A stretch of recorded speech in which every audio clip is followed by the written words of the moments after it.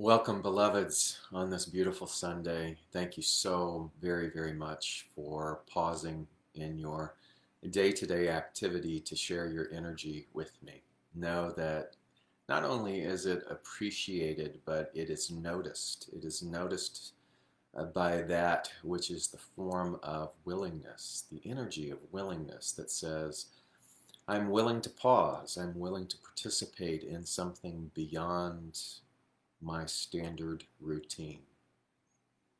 Each and every decision to pause and to gather together in like mind or with a willing intent is always met with equal energy that can take it and begin to germinate and populate and produce something beyond what would have been in existence if we had not paused. So how fruitful.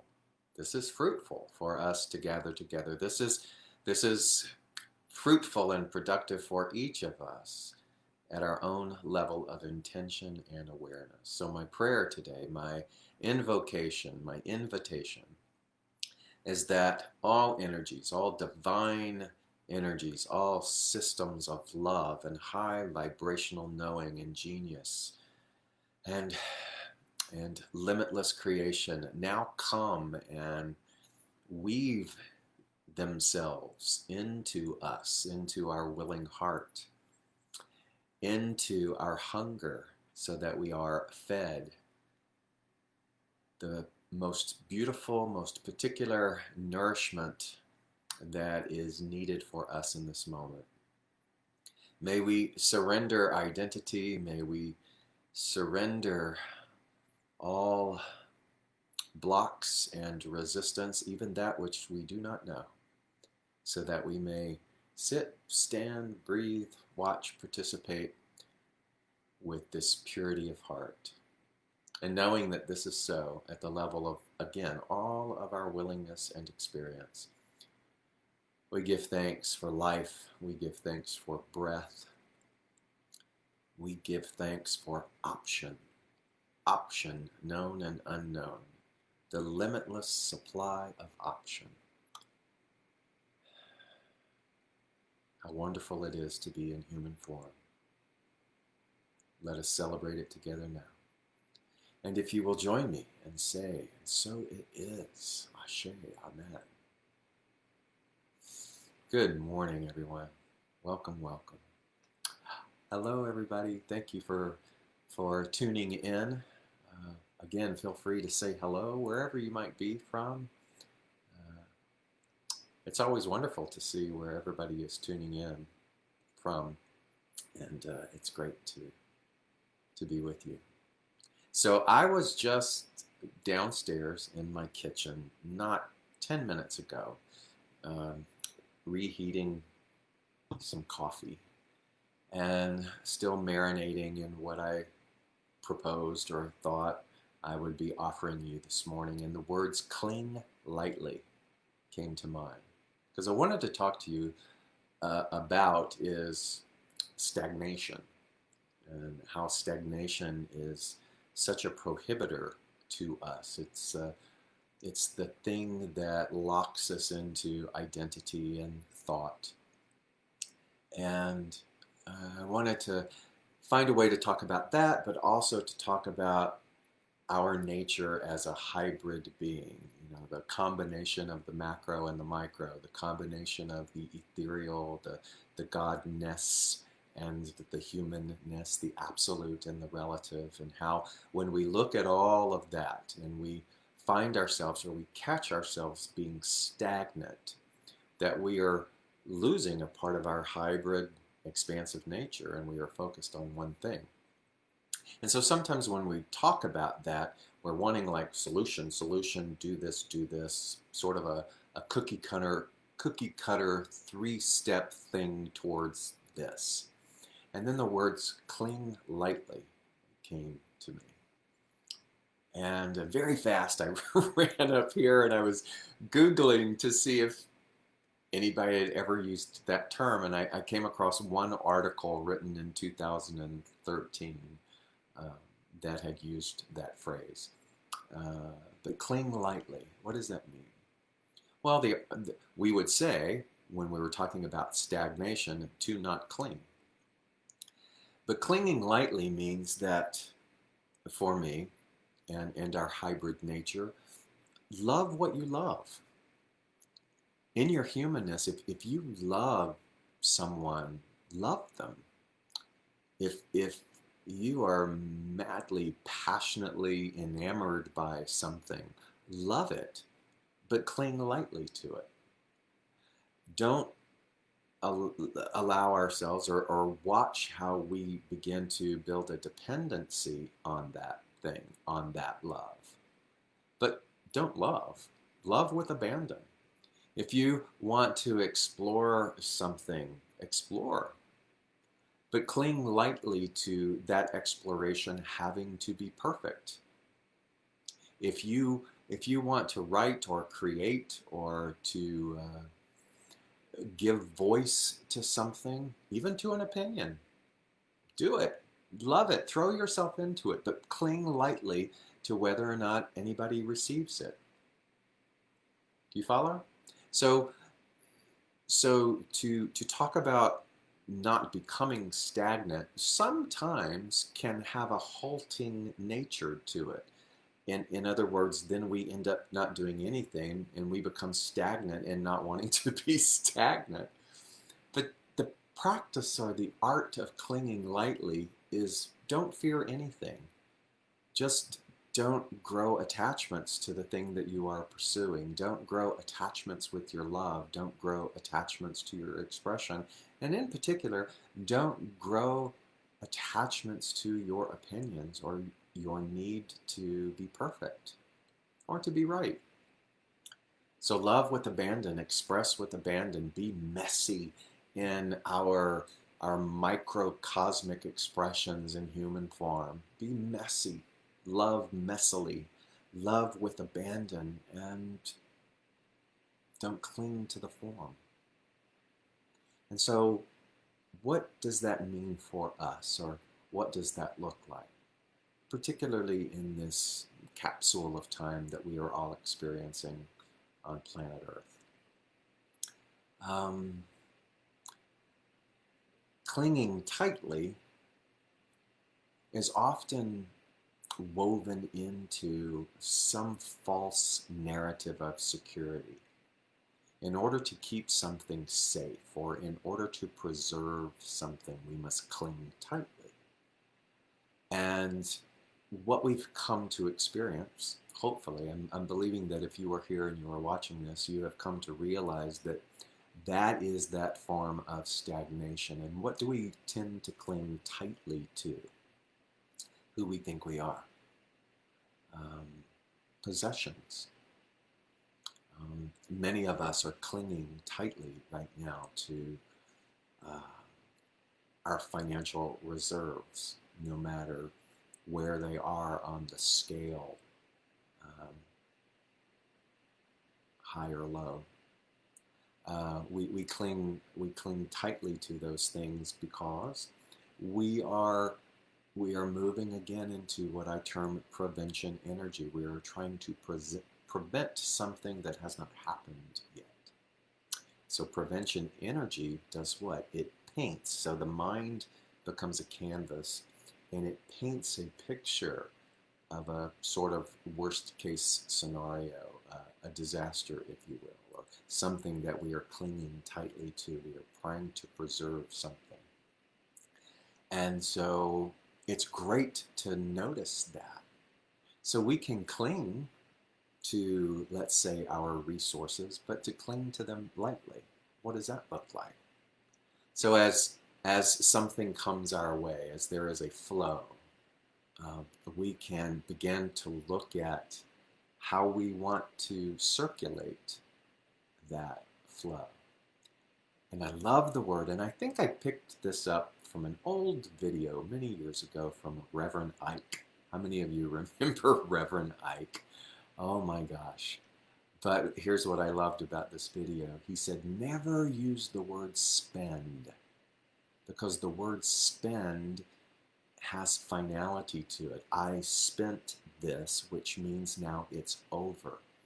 Instead, use the word circulate, because circulate, like a circuit, requires the movement and the engagement and the inconstancy of flow.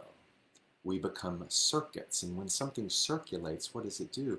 We cling lightly to it, we give it, and what? It comes back. But we don't have an attachment to how it comes back. So we cling lightly to whatever good comes. We say, where is this necessary? And then we allow ourselves to let it circulate. And that is such a beautiful, healthy, vibrant, expansive way to live that does what? It helps alleviate our pain. And the pain comes from where? Our fear. And when we exercise clinging lightly, we begin to cultivate experience. And experience is what? Experience is the teacher that shows us that the fear is unfounded. Because in whatever form and in whatever way, life continues to perpetuate itself. Life continues to circulate through us by means of us as a body. So even if I love with abandon, and that love is not returned in the same form or fashion, does that mean then that I must never love again? It means let the messiness of human love, let the messiness of human intimacy and opening your heart have its way with you. Let it circulate through you so that you and I may be a willing vessel, and that we may not become stagnant in a thought or an idea that says something isn't safe. Do you follow that? So where are we then in our lives stagnant? What feels stagnant to you? A lot of times, creativity. Creativity feels stagnant. Because why? Why do you think? Maybe because certain ideas or certain products or certain offerings were not met with the expectation of what we were hoping for. Perhaps we produced something and we put it out into the world and it received a bad review. Perhaps the feedback that we were expecting from a particular person or organization or boss did not come back the way we had hoped. And so all of a sudden, that creativity, that expression that is uniquely you, begins to get more and more veiled, more cautious. And so it is in that cautiousness out of fear that we don't even realize it, but we are becoming stagnant in that creativity. And so to cling lightly means to cling lightly in the form of this skin suit. Cling lightly in the form of you as human. Cling lightly to title. Cling lightly to the pressure to have to grow something. I was thinking of the paradox of having been a spiritual leader of a spiritual organization or a church or a center where so many people are in that position. And one of the common ideas that circulates among that crowd, it also circulates among corporations and businesses, is this idea called growth mindset. Growth mindset, which is centered on how do we grow something? How do we grow something is really about how do we populate something. How do we populate something is what? I mean, watch the linkage here. How do you populate something is how do we preserve what we have? Because the more people involved, the greater the chance to keep something alive. I want you to look at the paradox of that for a moment. Because what does that start to produce? Not clinging lightly. It produces a clinging tightly to numbers, to metrics, to statistics and things that start to pull the mission away from that church, central organization, or business, because I'm gonna hope that the mission of any of those things is the betterment of our world, is the opening up, the expansion of consciousness for those. Consciousness meaning our awareness um, of who and what we are, what we're capable of, empowerment. And when we get lost in the metric of trying to grow something, we move away from mission. And so I've looked at that. You know, how do you create a budget? I have a nonprofit that we have a budget every year, and we're trying to meet that budget. We're trying to grow our awareness base.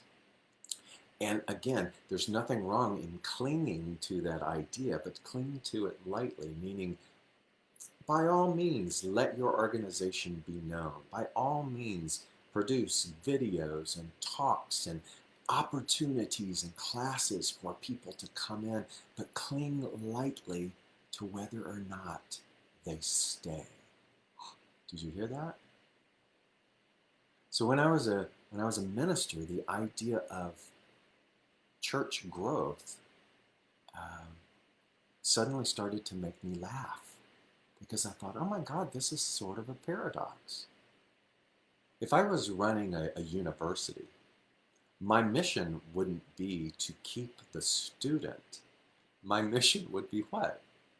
To offer education to that student to a certain level and then send them out into the world. And I believe that spiritual organizations and paths could offer the same thing. We could cling lightly. We could cling to the mission, but we could hold lightly the form of that mission. And in holding lightly to the form of that, people come and go, and we don't take it personally. Even in our own lives, do you know you have a personal mission? I know you might not be able to say what that is in some sort of practice elevator speech, but each of us has a mission. We have a mission as a soul. We have a mission as a soul to elevate, to expand our consciousness, our awareness in this identity, in this skin suit. That is our mission. How we do it is to practice clinging lightly to the skin suit. Practice clinging lightly to how we think it's supposed to be. Practice clinging lightly to what our parents told us, to what our religions told us, to what our coaches, our bosses, to the talking heads on anything tell us. And so as I be with myself at this unprecedented time, as I be with others who are feeling the weight, the stagnation of all of the shoulds. I should be doing this. I should be doing more. I should be more focused. I should be more productive. I've done it myself this week. I am allegedly working on a book, and there are some weeks that it's very slow going, and I find myself shoulding on all of that, and I realize that I can cling to the desire, the aim, the creative nudge to write the book, but I also get to practice clinging lightly to how that practice is supposed to look. And so the message here this morning is to look at the things that we feel stagnant about, and notice stagnation, I believe, is linked to clinging tightly to trying to preserve something, to trying to preserve not making a mistake. Oh, you precious beings, let's make mistakes. Let's make beautiful, messy mistakes and realize that the word mistake is a human invention. because all it is the shedding of doing, the shedding of forming, the shedding of identity. Mistake is nothing more than shedding in our progression of our evolution. And so, where are you stagnant? Where are you feeling stagnant? Um, and are you able to love yourself and to give compassionately to yourself wherever you are? If you took this idea of stagnation and preservation, what is it that we're actually trying to preserve? If, for me, in my understanding, if I took it to the nth degree, it would be death. Death. I'm trying to somehow prevent death of this skin suit. And when I am at my most clear, and I say at my most clear because there are still levels of clarity that I will probably never reach. Again, that's the beauty of consciousness and limitlessness, is that death is a human invention. That what we are doing, it is the comings and the goings of life through us as us. If I can cling lightly to trying to preserve myself from death, then how might I live? How might I live? How might I live assisting other people to thrive? How might I live giving of my resources? How might I live giving of my time and my treasure? How might I live in opening my heart and loving and seeking first to understand rather than needing to be understood? And so one of the things that I was hearing among that was to be evolving in my involvement. Don't wait to be evolved before you become involved. Remain clinging lightly. In other words, continue to evolve in your involvement of human existence. Continue to evolve. Let paradigms destruct. Let yourself expand in your involvement, and then also be involved in your evolving. Be willing to sit and to listen and to be still. Be willing to not have your ideology so carved into stone. And what does all of this produce? I think what it does is it allows us to become like water. When you think about the nature of water, water trickling down the side of a mountain, the water doesn't come to a stick or a rock or a bramble or some type of obstruction and go, oh, that's it, can't go any further.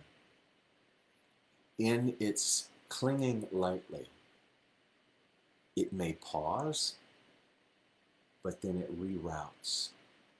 And in its rerouting, it simply goes, it moves around, and it flows into whatever else gravity takes it. It may be a stream, it may be a river, but it continues that journey till it comes back to the source of one. And my aim this morning is to help alleviate some of the pressure from stagnation, to help alleviate some of the pain that you are feeling from a false narrative that says that you're not doing enough or you're not doing it right, to alleviate some of the pain that pulsates within your cells and within the body that leaves you a little bit incapacitated from your joy. No matter how many times we are told, we still need to hear it. You are enough, just as you are. No matter how many times we need to be told, you are worthy, not for your accomplishments, not for the things that you achieve, not for the titles, not for the number of children that you have raised to be um, making positive impact upon the world. None of those things heighten your worthiness. You are worthy. You are worthy from the, the first inception, the first breath, and you will be worthy until the transitioning from that breath into the next expression. When you shed this body and you walk into the next room. So in between those two breaths, that's our opportunity to look at our stagnation, to look at the tightness that we hold, to look at the grudge or the retaliation or the false thought or as I like to call them, the thought crimes that we hold within our mind against ourselves or against another. And again, not try to make them go away, but to cling lightly. In other words, notice them and go, oh, okay, thanks. Clinging lightly is the beautiful way for any of us to participate in meditation. If once I felt the vibration and traveled through the multiverse, if I cling tightly to having every meditation feel like that, be like that every single time, then meditation becomes a drudgery. If I cling tightly to a spiritual practice or a form of devotion that says, no, it has to look this way, then that practice in and of itself, believe it or not, it becomes a prison, becomes a trap. All things encourage us to flow, to be like water. All life, all signs, all being, all nature, all that which is the expansive nature of God invites us to be like water. May you cling lightly this week. May you take this week and give yourself the opportunity to experiment with what it would look like to open up. I did that a couple of days ago. In fact, I put the question on Facebook and said, if you had an extra $100,000, let's say all of your bills were paid, what would you want to do with it? And I don't know why that number or that question came to me this week in my meditation. But for a moment in the realm of imagination where I was free to explore, to do, to circulate at my heart's content, I noticed that I went on a journey of circulation. I noticed myself installing solar energy in the slum of Lakhanpur, India. I noticed outfitting the first computer room there so we could begin the path of education for the young girls in that slum. And I noticed how delicious it felt to be able to not care or worry about where those funds came from, but to just experience the joy of that. And so that's clinging lightly to quote, quote, reality, or small r reality. Small r reality saying, that's not there. Small r reality saying, you need to worry about your own stuff. Small r reality creating stagnation of that creativity. But just that question alone gave me a mental vacation from my own worry, if you will, and allowed me to go on a limitless exploration. And so I posted that on Facebook and invited other people. And it was delightful to be able to see what a lot of people would do with that extra $100,000. So maybe there's something for you this week that you could explore that would help you be like water. Maybe there is a beautiful disruption of a routine that you could give yourself permission to investigate.